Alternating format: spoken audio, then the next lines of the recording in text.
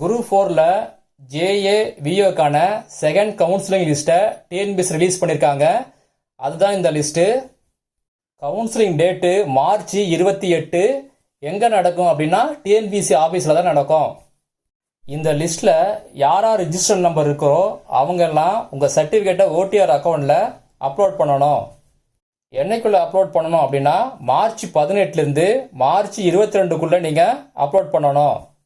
ஒரு 16 கேண்டிடேட் கொடுத்துருக்காங்க. அவங்க ஆல்ரெடி அப்லோட் பண்ணிட்டாங்க.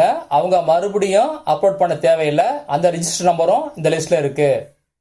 இதை பற்றியான மெசேஜை டிஎன்பிஎஸ்சி உங்கள் ரிஜிஸ்டர்டு இமெயில் ஐடிக்கும் ஃபோனுக்கும் அனுப்பி வைப்பாங்க. கவுன்சிலிங் மெமோ இன்னும் ரிலீஸ் ஆகலை. ரிலீஸ் ஆன பிறகு அந்த லிங்கை கொடுக்குறேன். அதை டவுன்லோட் பண்ணி வச்சிங்க.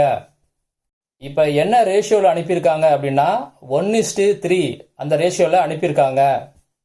இப்போ எவ்வளோ வேகன்சி அனௌன்ஸ் பண்ணியிருக்காங்க அப்படின்னா லாஸ்ட்டாக ஜேஏ விஓக்கான கவுன்சிலிங் நடந்து அதில் எவ்வளோ வேகன்சி பெண்டிங் இருக்கோ அந்த வேகன்சிக்கு மட்டும்தான் இப்போ அனௌன்ஸ்மெண்ட் பண்ணியிருக்காங்க. அந்த வேகன்சி லிஸ்ட்டை இந்த வீடியோ டிஸ்கிரிப்ஷன் லிங்க்ல கொடுத்துருக்கேன். ஒரு தடவை செக் பண்ணி பார்த்துங்க.